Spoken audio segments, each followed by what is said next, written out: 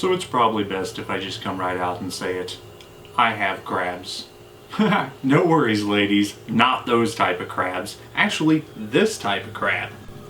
Yeah, that's right. I was actually referring to Crabos Stabos here. So this is actually the Halloween crab. And if I do say so myself, this is like the most beautiful crab on earth. I mean, look at those colors. That bright orange, that beautiful deep purple. Just an awesome little critter.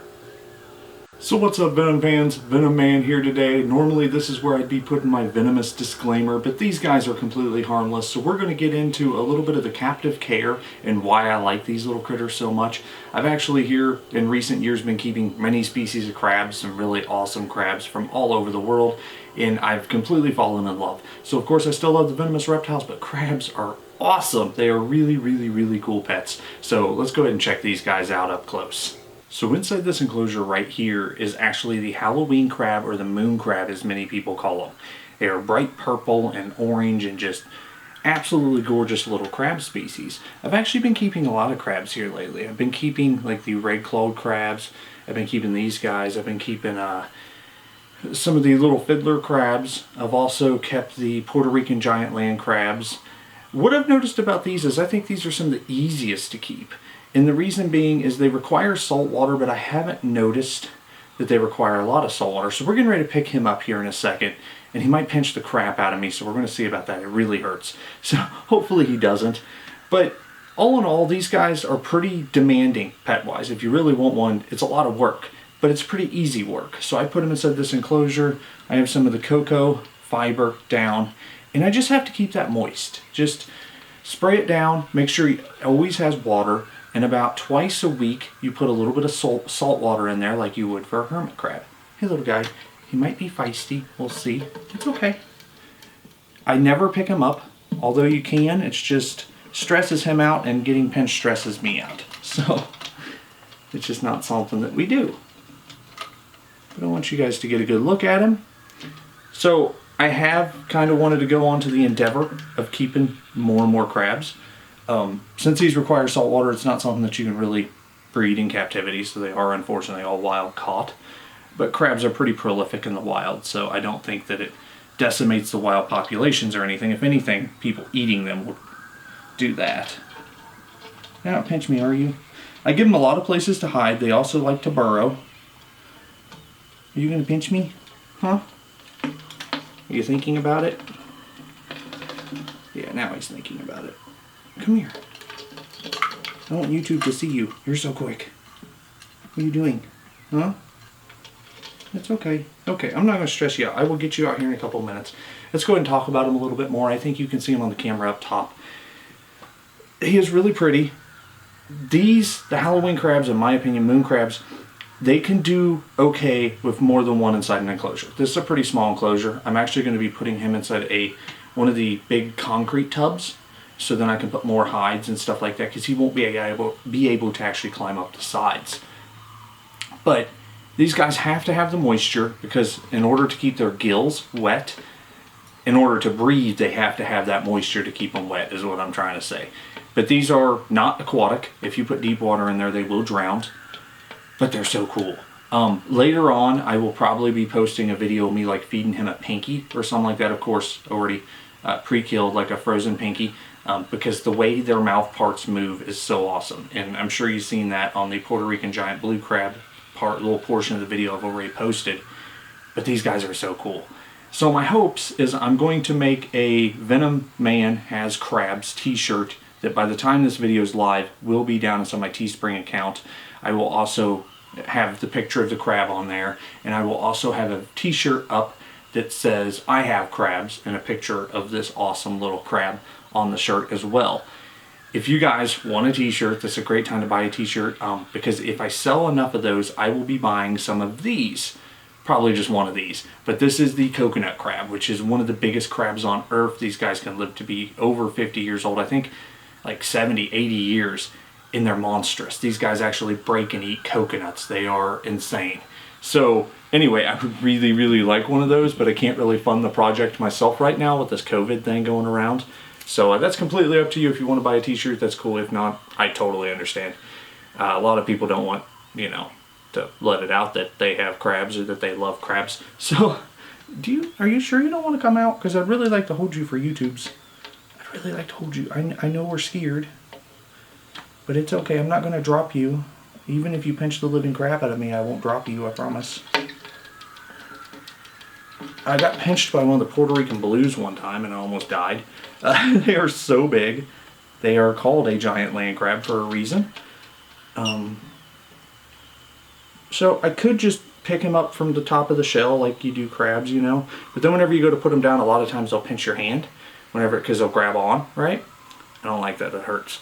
So I'm trying to just kind of scoop him. Can I scoop you? Can I scoop? Will you climb onto my hand? Probably help if I stood up, wouldn't it? Oh, don't pinch me. Hey, don't pinch.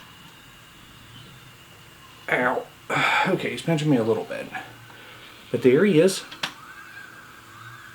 Just a beautiful little crabby. You can't fall. Your shell isn't that hard, bud.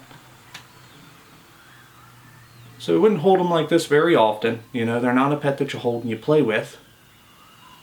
But they are pretty cool. They're very prehistoric looking. Just very neat. Are you comfortable there? I'm not comfortable there. I'm afraid I'm going to drop you. You're sitting up there like that. Don't jump or do anything stupid. They got little independent eyes. They're so freaking cool. I love crabs, man. They're so neat. Not a big fan of eating them. I just really like holding them and taking care of them. These guys will also burrow down and shed. Ah. You good? You're holding on?